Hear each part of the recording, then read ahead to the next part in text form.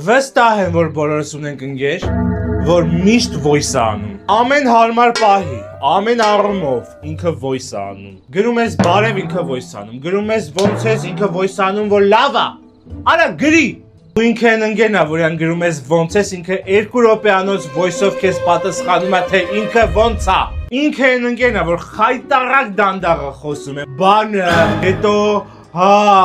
վայ ոնց եմ խելագարվում ես իր այդ voice-ից։ Կյանքում քո տված հարցին ինքը լակոնիկ կարճ չի պատասխանի։ Այն օրը Երևան տոնավաճառի մի հատ խանութի տեղ հարցրեցի, այնքան տարավ բերեց, մինչև ես ինքս գտա։ Ոայ պետքա բեմադրեմ ես ձեզ էտի։ Ես Երևան տոնավաճառը մեծ խանութի տեղը կասես որտեղ է։ Լսի ուրեմն մտնում ես լուպոյի խանութ 10,000-ի առևտուր ես անում ու կազմացնենք ես խարարության ու շահես դիպալ S05 չանկան արմինյայից։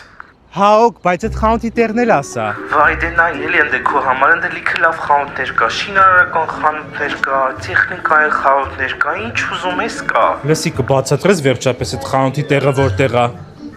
Լսի ուղակի մասնակցել այդ խաղարկությանը, всё ես հելա։ Պատճառով ես ամեն 3 վայրկյանը մեկ նաուշնիկս հանում դնում եմ, որտեղ ձեր voice-երը բարձր լսելը ահավոր վտանգավոր է, ես չգիտեմ դուք ինչ կարաք դուս տաք։